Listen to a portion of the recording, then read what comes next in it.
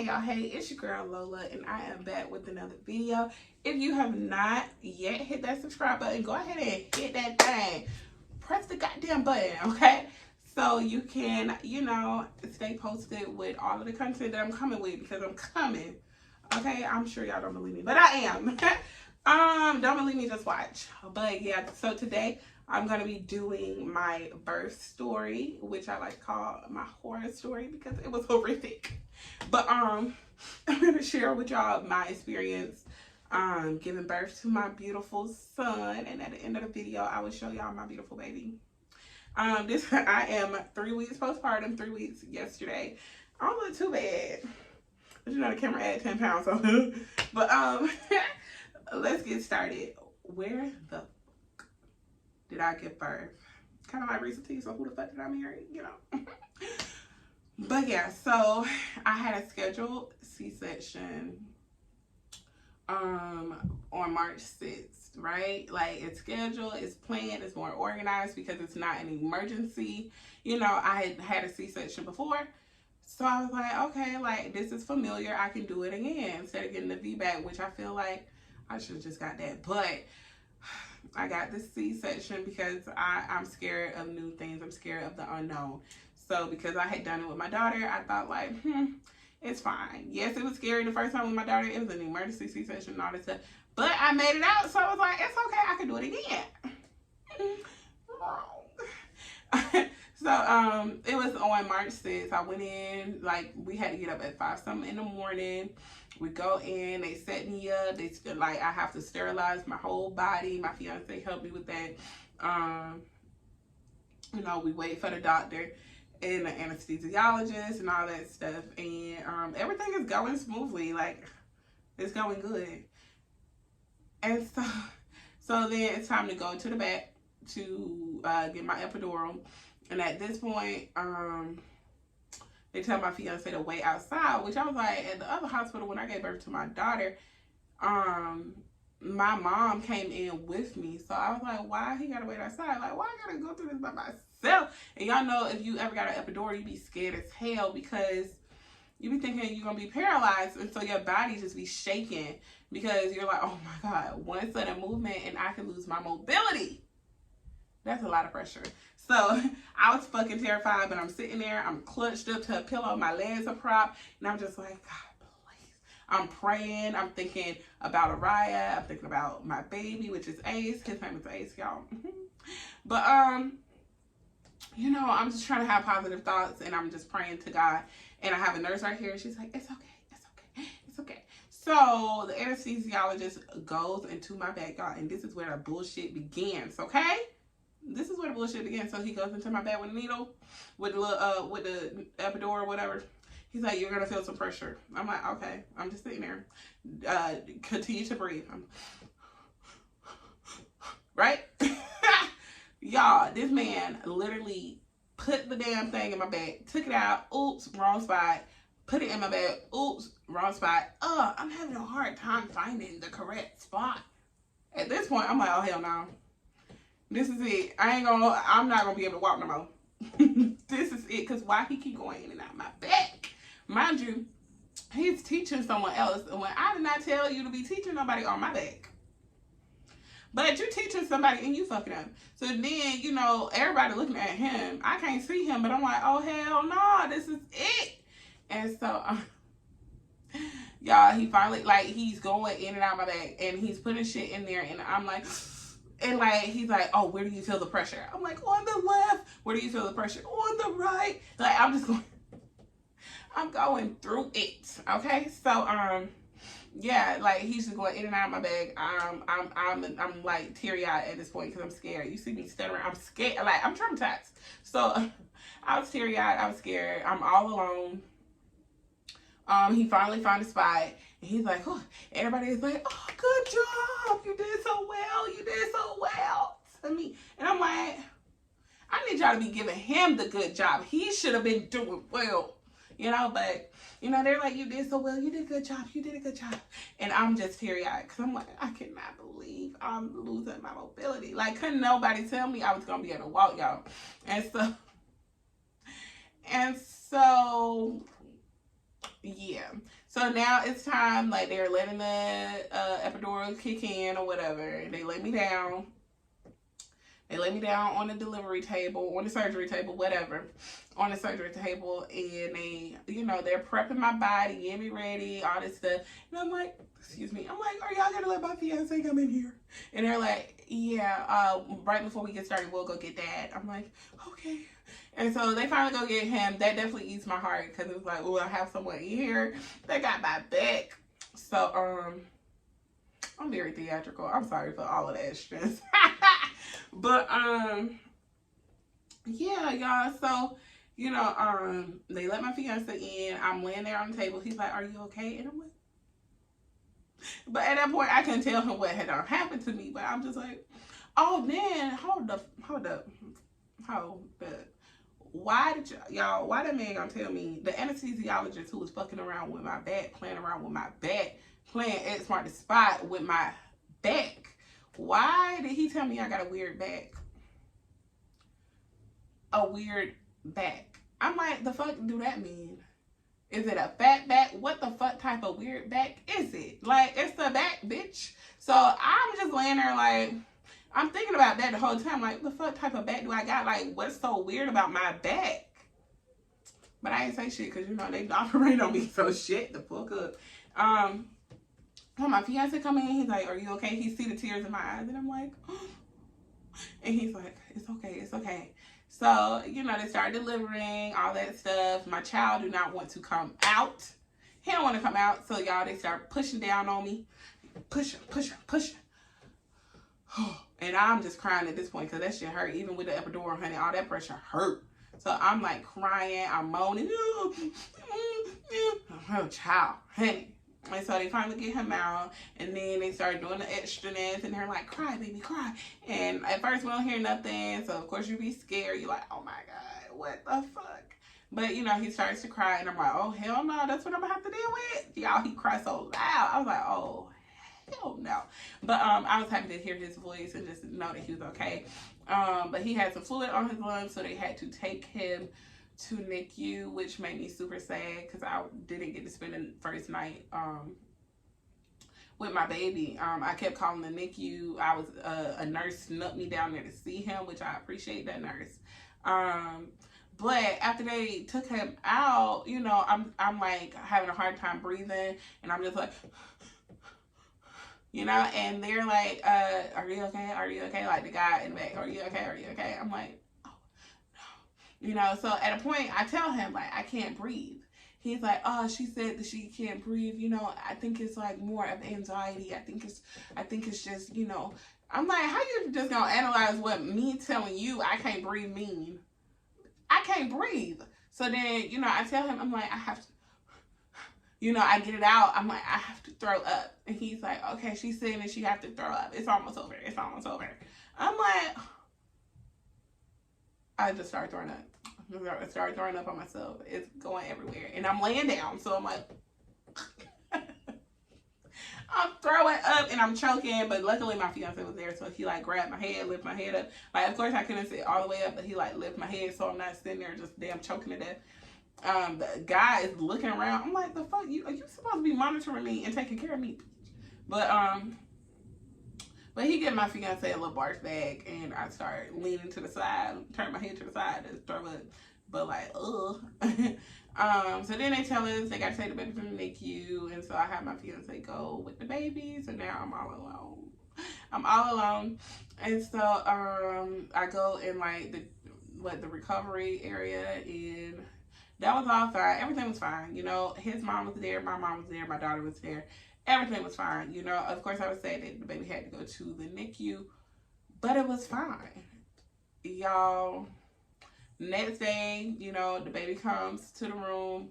You know, everything is fine. I'm bonding with the baby, loving on the baby. Everything is good. So I'm trying to remember. Did I give birth on... I gave birth on a Wednesday, I think. Yeah, I gave birth on Wednesday. Thursday, once the baby done came, y'all, I'm thinking I'm fine. It's 6 o'clock, y'all. It's 6 o'clock. I remember it like it ain't nothing. 6 o'clock, and I get this terrible headache, and I can't see out my eyes. It's nothing but severe pain behind my eyes, to the point where I'm crying. Like, my head is killing me. And his mom was like, you know, lay down, get some rest. You're probably just tired, blah, blah, blah. I'm like, no. You know, she left because, you know, she talk. You know, she was talking so much. So, you know, she left so we could get some rest, y'all. And I had to tell them, I'm like, my head is hurting. Like, I was telling them, they giving me medicine and stuff. I'm like, no, like, my head is still hurting. Ain't shit stopping my headache. And so they're like, oh, well, we're going to talk with the anesthesiologist and see. And so, long story short, y'all, I ended up having a spinal puncture from the epidural. And that's like when spinal fluid leads into an open hole or something like that. So, I'm blaming it on the damn doctor who said I got a weird back, y'all. So, I get a damn spinal puncture. And that just causes like a severe headache, y'all. Like, crippling headache. I could not get up. Like, only time it feel okay is when you're laying down. So they put me on these caffeine pills for the whole day, the whole next day. First of all, they let me sleep in pain. I was in severe pain the whole Thursday night with a newborn. It was so torturous. So finally someone told me, like, lay flat on the bed. First of all, that is super uncomfortable with a C-section scar or incision, whatever. So I'm laying on my back in pain both ways. They're shooting me up. They're coming in and out, putting different medications into me. The next day they start giving me these caffeine pills. These caffeine pain pills to deal with the headache. And they was like, you know, if it don't go away, then we can give you a blood patch. And I'm like, so at this point I'm Googling, because I'm like, what the fuck is a blood patch? What is a spinal puncture? What is this? What is this? You know, and I'm complaining on Instagram to, you know, people. And, you know, everything just looks scary on Google. Y'all know how that goes. So, you know, I didn't really want to have to get the blood patch because it was saying that it can cause permanent nerve damage. So I'm like, oh, hell no. You know, but I also did not, I did not see how I could go home and take care of a newborn and a 6-year-old with that spinal headache. It hurt so bad. And all I could do to deal with it was lay down. So the whole Friday they have me on, the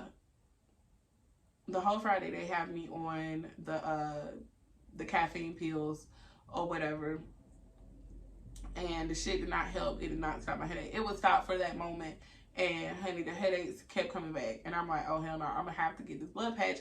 Meaning another anesthesiologist would have to get in my back. But that day on Saturday, now I'm sleeping with the headache again. But no, so on that day, on Friday, I got a really good nurse. She was very informative, so smart, knew a lot. She was going to school to be a doctor. And she told me like all of the information, printed off information about the blood patch. And she just was like, you know, I really would advise you to get the blood patch, blah, blah, blah. So, you know, I felt really comfortable with her or whatever. So I ended up just being like, okay, let's get the blood patch, because I did not want to come home with a headache. So, excuse me. So she signed me up to get an anesthesiologist that was, you know. But somehow when I get down there, it's a damn Asian. So I'm like, where the fuck did you come from?